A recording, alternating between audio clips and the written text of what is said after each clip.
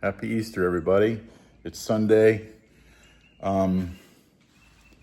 April, I don't know, 20th. It's about 10:30. I'm gonna do some more on the Polaris today. I've got it pretty well wrapped up as well. I mean, I'm not wrapped up so much as I have everything ready to go. I did the brakes off camera just because I did them on the Magnum. So I mean, it was the same thing. It was just replacing the shoes. I didn't have to replace the calipers or anything like that. They all seem to work good. Bled them out. They all function as they're supposed to. Foot brakes done. It's good. I'm going to put the battery on it. I got to redo that solenoid, those bolts for the solenoid, so the battery will fit in there properly. Then I'm going to put a little gas in the carburetor and see if it'll start. I'm sure it will. I'm going to do a compression check, I think, first. That's after I get the battery in there. But I went ahead and I filled up the antifreeze. The oil has been changed. The filter. Again, all that stuff was done off camera because you've seen it a million times. Don't need to video that. This thing, I thought I pressure washed it well enough, but nope, it's filthy still. I'm gonna have to hit it again before I put the plastics back on it. But I just want to make sure it runs before I go any further on that side of it. Like I said, I might have to pull the carburetor off and clean it. I did complain to eBay seller about this goofy thing. I mean, I just completely shredded and ripped off there. I don't understand why. But they didn't argue with me or anything, so I just got to start a return so I can get a refund and get my $15 back for grips. Boy, that carburetor is nasty. Look at that. It's just coated with goo. But so, like I said, the whole bike was still, even after pressure washing, it was still pretty nasty. I'm gonna mount my wheels up today and get this baby on the ground. Because I don't think I need it on the lift anymore. If I do, I'll put it back under it. But I'm gonna clean the lift up too. Going to my daughter's house this afternoon for Easter dinner, lasagna and garlic bread. Kind of a strange Easter dinner, but her house. Anyways, let's get the camera set up and we'll get to fixing. Stick around, we'll see what we get into.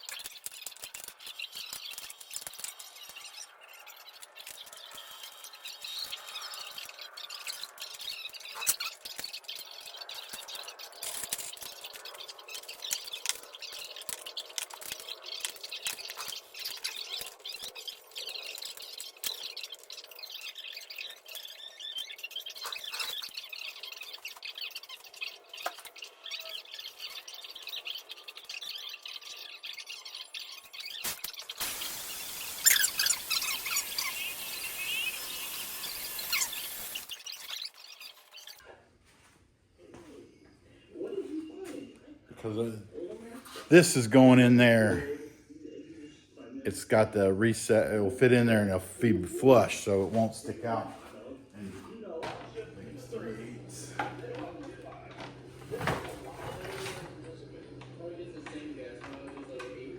And it's 10mm Polaris.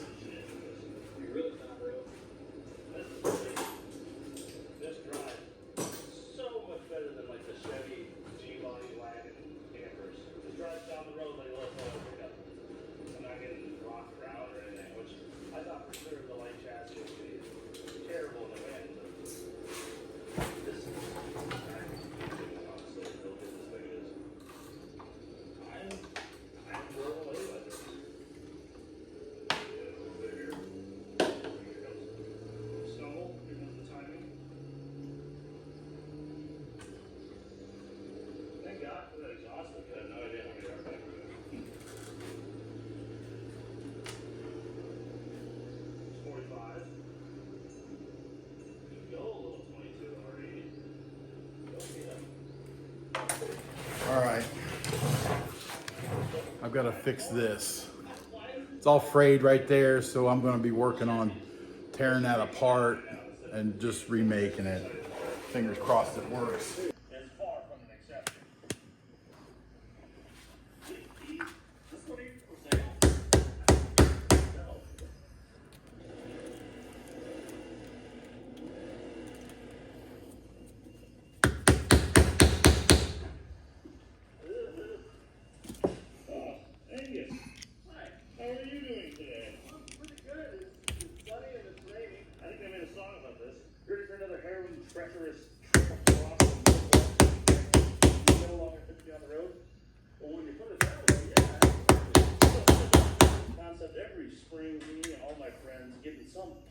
Crap camper that we pick up for free or next to nothing and head down to Kansas City for a whole week of fun. It's one of our favorite events of the year. The video is really good and you guys love to see these old turds come back to life. This one in particular is a Winnebago we know pretty much nothing about.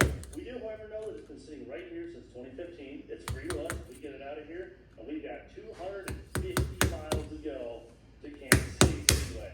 On top of that, as is traditional junkyard day, we are way behind schedule. It is Tuesday and we leave Friday. We have a lot of work to do. Our arborist has already began his job, as you can see. Oh, holy crap, dude, for the first time ever, we have a generator in a camper. Yeah, one of these trees open that up. This is a Winnebago. It looks to be an 84. Grant was actually the design engineer at the time that this came out, so he had a lot to do with the creation of this. Come on in. We're going to be looking it up in luxury. What I'm trying to do is get the wires out of there. I'm going to spread this open so I can get the new wires in, but I'm going to try to solder it. It looks like that was soldered already before. That's why it's being so damn difficult. Yeah, see, that copper is really brittle. See that gray color in there? That's old solder.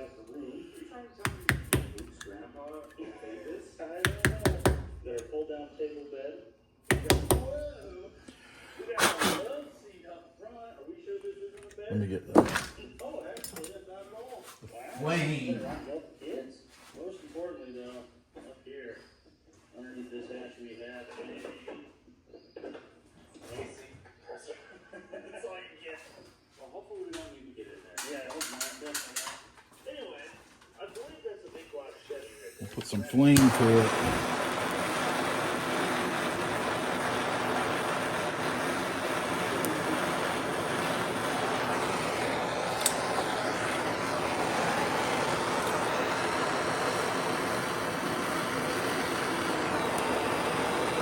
See that solder come out of there.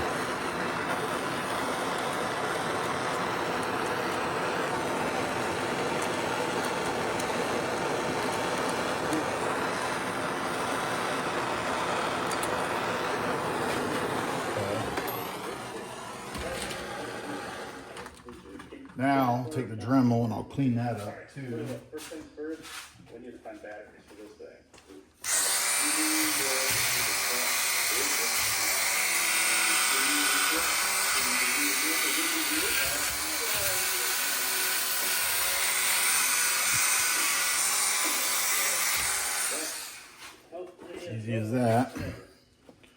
Now we'll strip all this crap back. One thing was a way more stealing, as you can see, because there was only companies with these crash tests on campers, which makes it really hard to get motors out. But safer. Oh, all right, well, that's one way to do that, I suppose. Put the entire piece of trim that it amounts to off. Typically, one of these runs the stuff inside the camper as far as lights and all the DC powered stuff. The other one runs the engine. Now, when you turn the key on, it disconnects to this one and usually charges it to a solenoid somewhere. But unless the key is on, you know, this one did and not touch this one. So that's all I need to fire everything up. Alright, here's a fresh one and see what happens. Just nothing whatsoever. Dead in the water. Oh, the generator tries to crank. Wait, hang on, the generator's crank. Oh my god, it is. Come on with it. That's scary. I'm gonna clip a bunch of that dead or old shit off of there.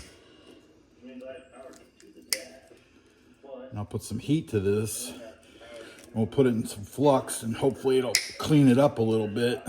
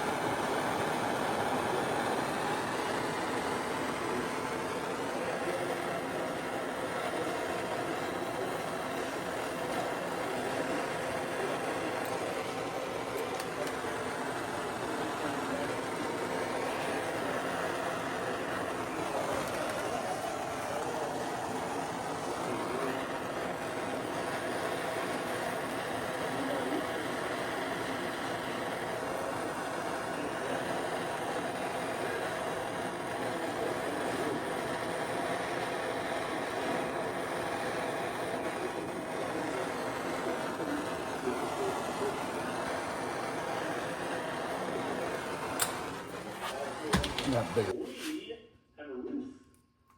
I'm not going to say this went right up on the first try because I would be lying, but it's up there.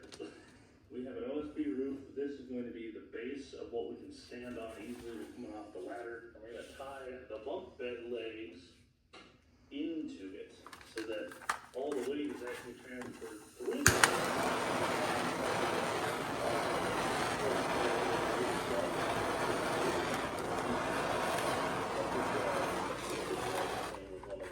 The tools we bought today. What do you think? This one? Yeah, that was the wettest one. Yeah, stick it in there. Okay. Alright, for wall paneling. Oh, I won't go with that. No, I won't with that one. Yeah, he's fine. Done. Okay.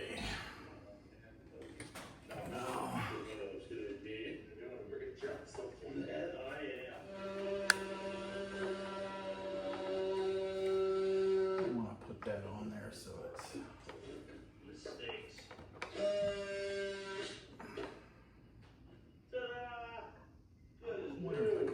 Alright. Call that out. Come back and mutilate some other things and make that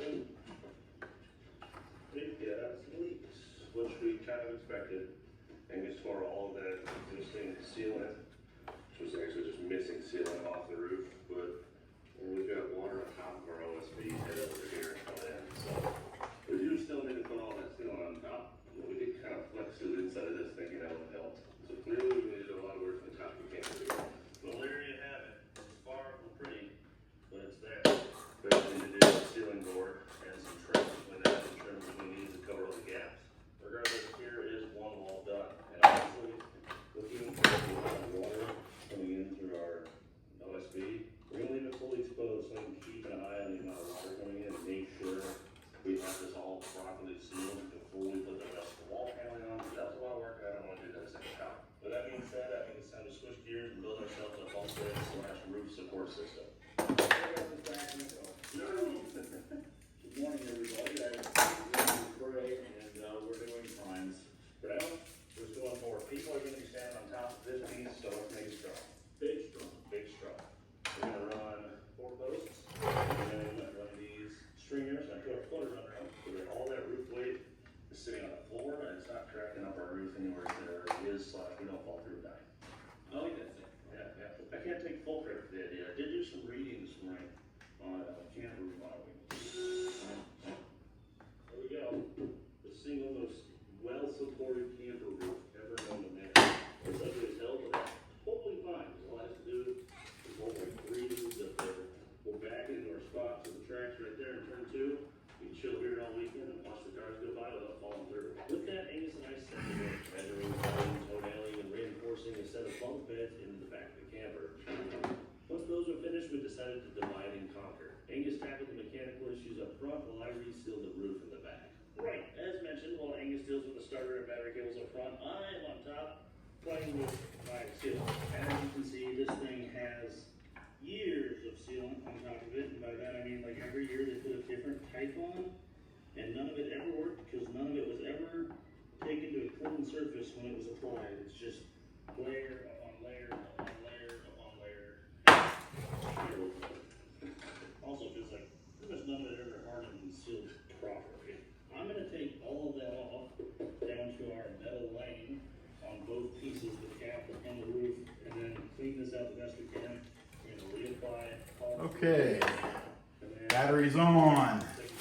Should be able to just turn the key, push the button, and it'll roll over. On key switch here. Key on.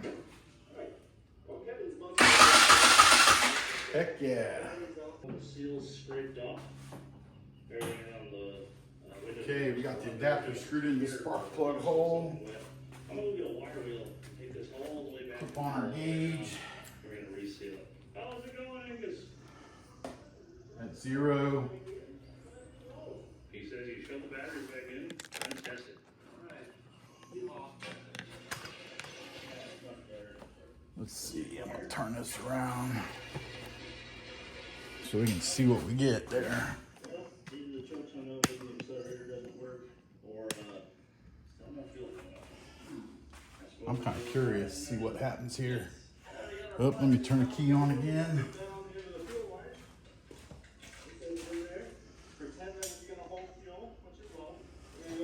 Key is on. Open the throttle so we get all the airs. And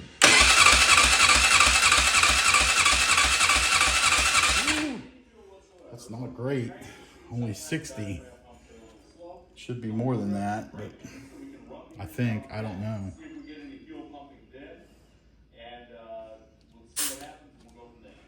Let's disconnect. Put a little bit of oil down the cylinder and see if it changes anything. Why it's not building that much. Our blind friend Ezra and Angus has fuel. I think that'll fix our fuel pump issues. Okay, let's see. Throttle open.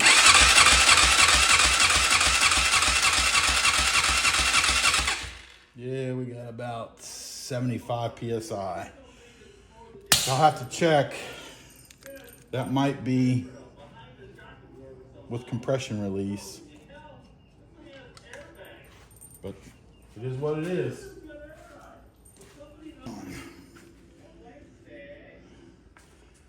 I'll choke it again.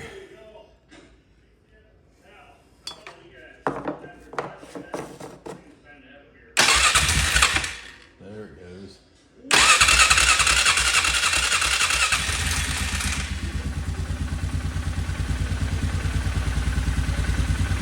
What do you know? She runs.